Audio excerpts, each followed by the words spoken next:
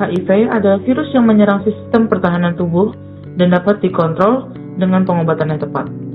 Virus ini terutama menyebar melalui hubungan intim tanpa pelindung atau berbagai jarum suntik, tapi tidak menular melalui kontak sehari-hari seperti berjabat tangan atau mungkin berbagi makanan.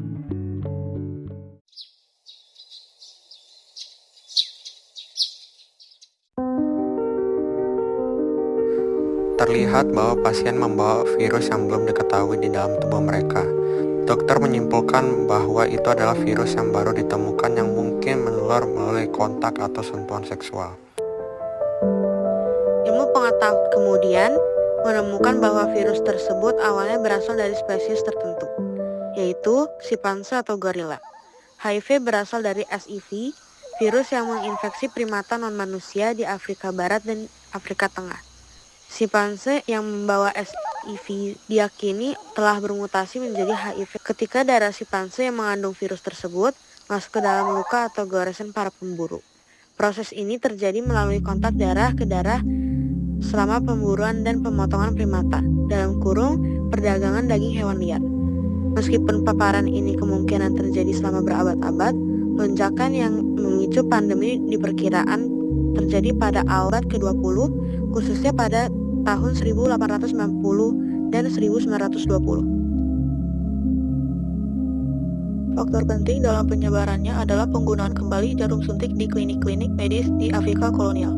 Penularan ulang ini telah dengan cepat menularkan virus dari orang ke orang, memungkinkan HIV untuk beradaptasi dengan sistem kekebalan tubuh manusia.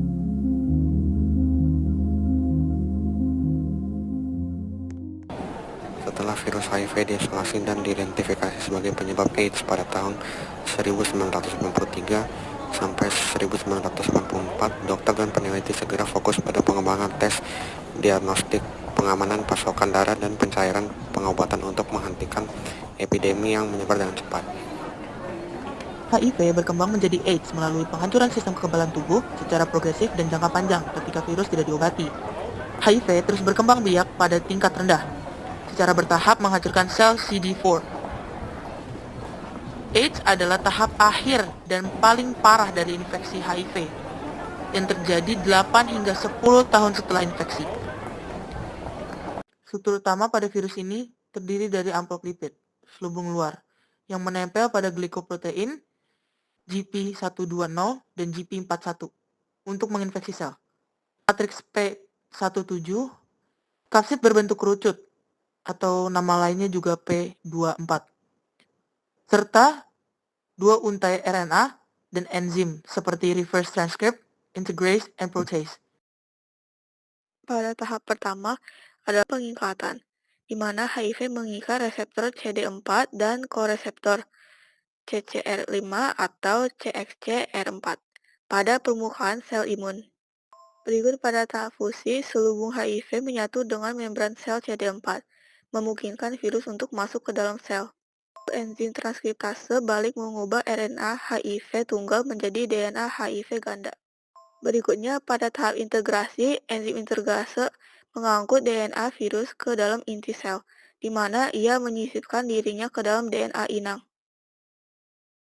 Replikasi mesin sel dibajak untuk menciptakan rantai panjang protein HIV. Perakitan RNA dan protein HIV baru bergerak ke permukaan sel, berkumpul menjadi partikel virus yang belum matang. Pembentukan tunas dan pematangan adalah virus yang belum matang keluar dari sel. Enzim protease memecah rantai protein yang panjang, menciptakan virus yang matang dan menular.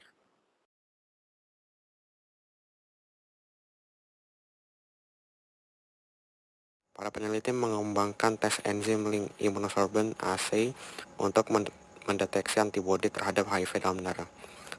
Terapi antiretroviral direkomendasikan untuk semua orang yang terkena infeksi HIV, terlepas dari berapa lama mereka terinfeksi virus atau jumlah sel TCD4 mereka.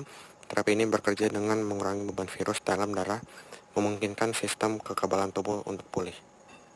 Pencegahan utama modern adalah penggunaan obat antiretroviral dikombinasikan dengan praktik seksual yang lebih aman untuk pemeriksaan rutin.